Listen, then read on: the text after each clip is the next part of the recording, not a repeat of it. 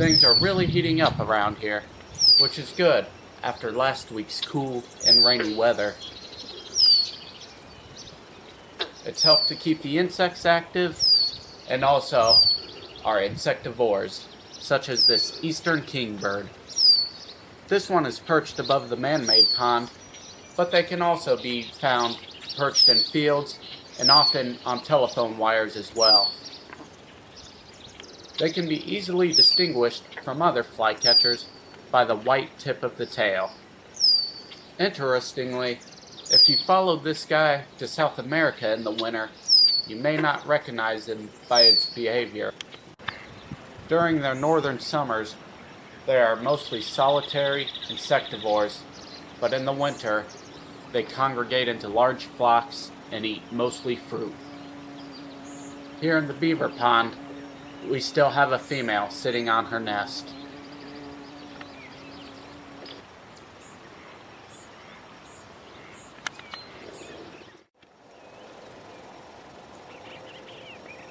During the heat of the day, in the reforestation field, perched high in a pine, sits the male bluebird.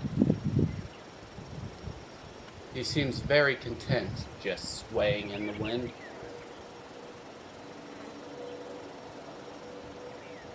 So far, I've not seen any successful bluebird nests. I hope he has one somewhere nearby.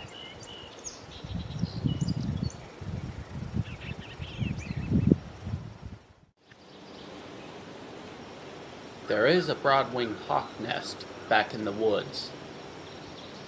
The pair renovated an old squirrel nest.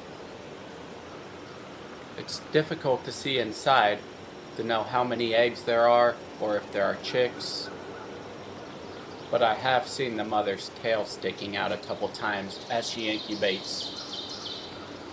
I don't believe that it's failed because I still see the parents hanging around the woods.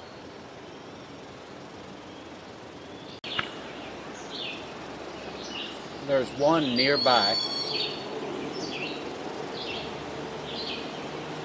They are nearly impossible to spot unless they make themselves known through vocalizations.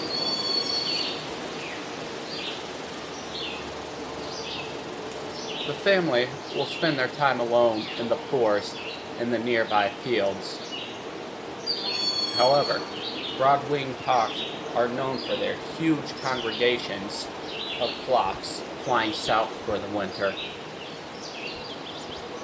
They will fly all the way to South America, but will fly around the Gulf of Mexico rather than over it.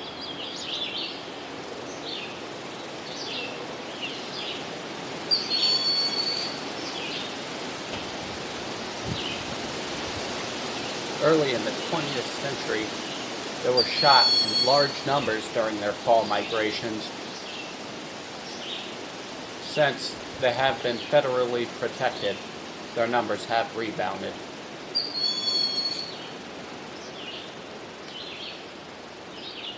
Last fall, we counted over 80 in one day flying over the sanctuary.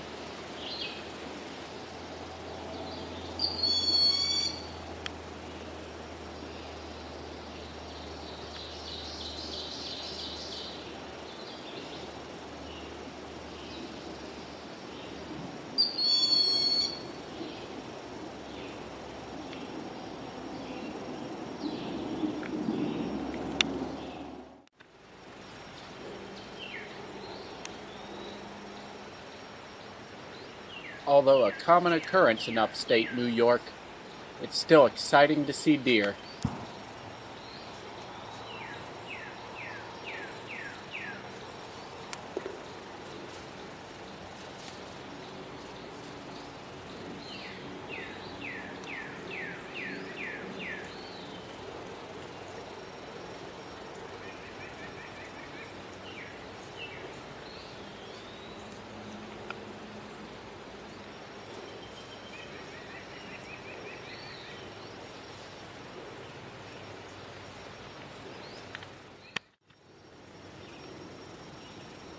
We're still seeing common whitetails around the ponds and in the fields.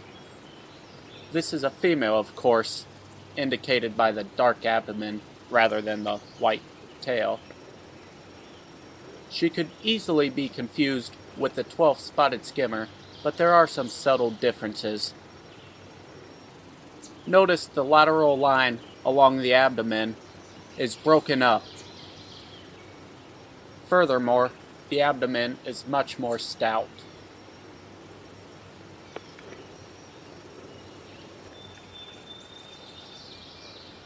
Here is a female 12-spotted skimmer. Besides the previously mentioned differences, there are also white spots between the black spots on the wings.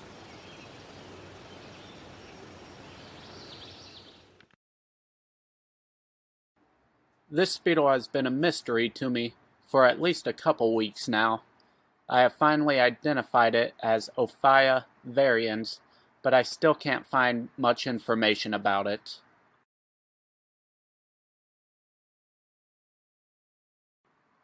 Then here's my new mystery beetle this week. And I think this is a lacewing of some sort.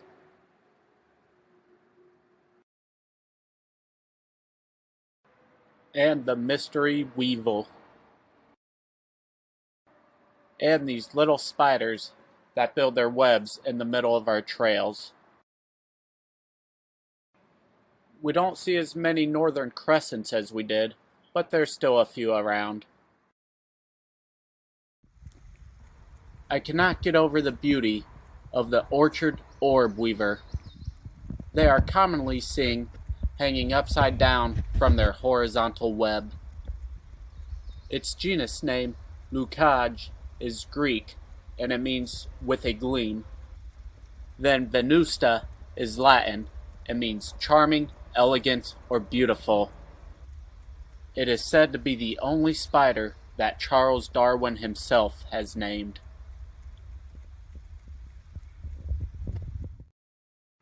Some other beauties around the sanctuary are these Herb Robert geraniums, and these wood sorrels with leaves that taste like lemon.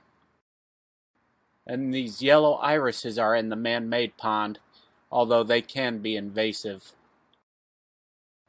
And in the garden, this flycatch is in bloom.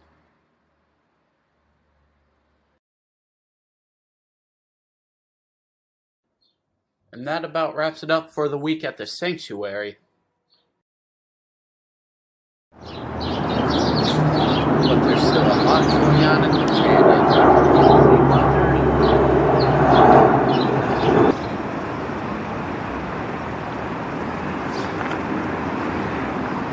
Early in the week, the chicks were venturing farther and farther out from their box.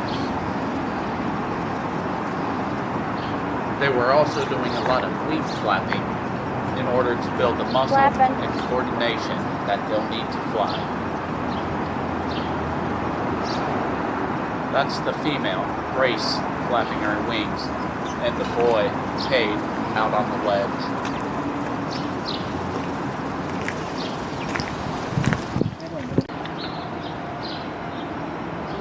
Oh, up on top of the box. That's the mother, watching down as Cade jumps around on the nest box. Oh, did he? Oh, got it. Missed that. It was the pants.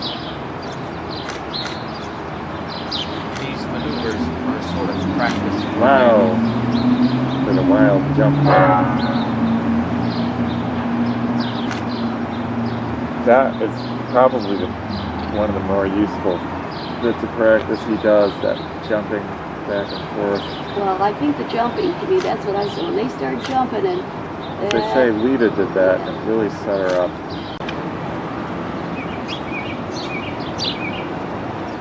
I didn't capture it on video, but both falcons did fledge this week. Cade was the first one to fly, and then the next day, he tried to land back on the box and actually knocked his sister off, so she involuntarily fledged. They're still working on building their stamina, but the two are never far behind each other. Cade is laying right down. He's I know, see his wings sticking out.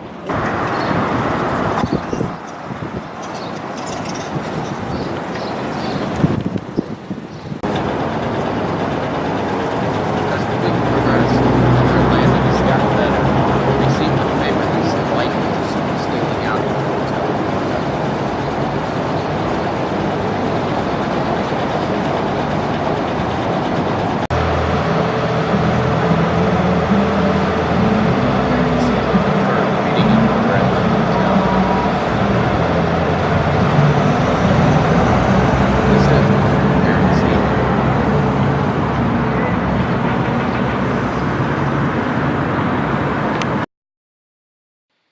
Peregrines exclusively eat birds. If you look hard enough around the city, you'll often find some of their scraps. Down on the floor of the canyon, the falcon's prey items are raising their own families. This house sparrow chick is following her mother around, begging for food.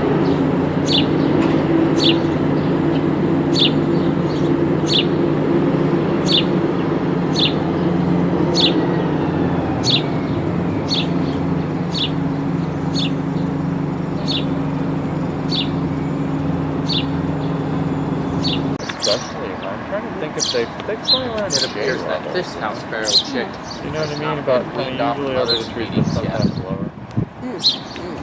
What was this You ever one? seen it? Dust bathing is a common practice used to maintain the health of the feathers. The dust can absorb excess oil and then they be easily shed off. Furthermore, dust can help prevent That's the kind of chipmunks like better.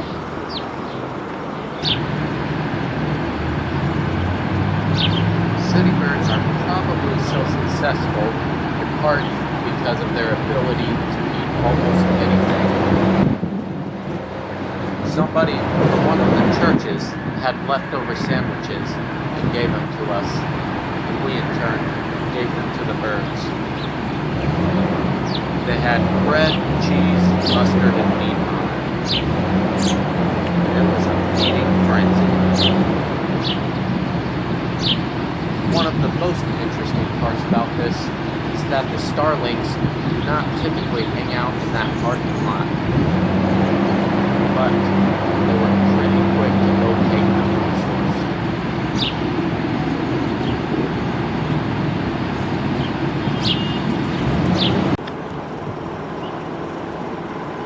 House finches can commonly be heard singing, but well concealed. Not very often do they come down into the open like this. At least not in this parking lot.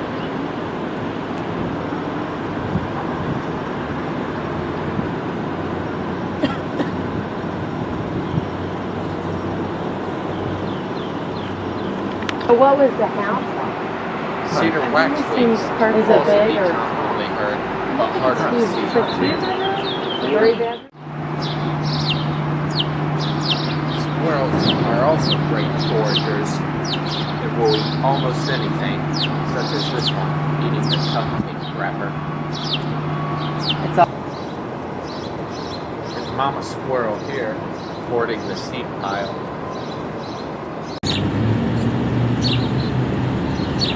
Squirrels do have a great sense of smell. It looks like this baby is on the scent of something.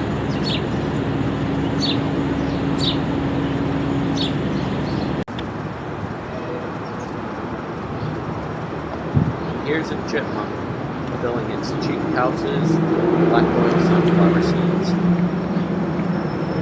Probably getting an early start on his winter food cache.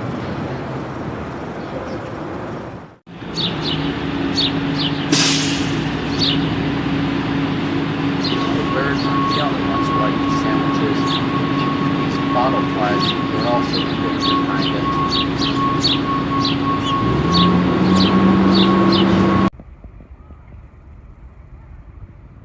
It's funny how the flies on the sandwich in a parking lot may bring up a sense of repulsion, while the same fly a block over on a flower in a garden brings up a sense of beauty and awe.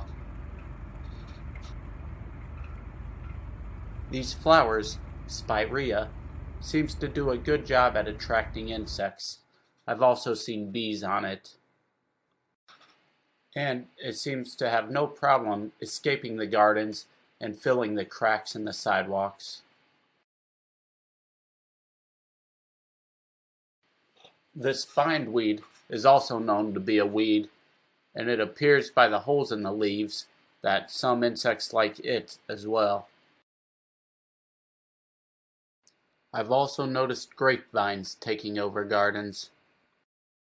Where some people see weeds in untamed gardens, other people see the brilliance of nature and its natural laws. Here is some common bellflower, and not far from it is this purple nightshade. This jumble of weeds contains bladder campion, as well as chicory, amongst some other things. And around the corner is some butter and eggs in bloom. Large snails and slugs seem to be fairly common downtown, but the markings on this slug are remarkably beautiful. A close look at the sidewalk reveals this zebra jumper. This is a Eurasian species that's been introduced to temperate zones across the world. Some describe the zebra jumper as curious due to their tendency to approach large moving objects.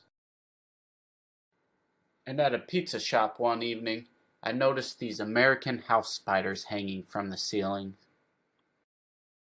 Sometimes it's hard to predict what will be in the bushes around here. But that's what makes our urban canyon so fascinating.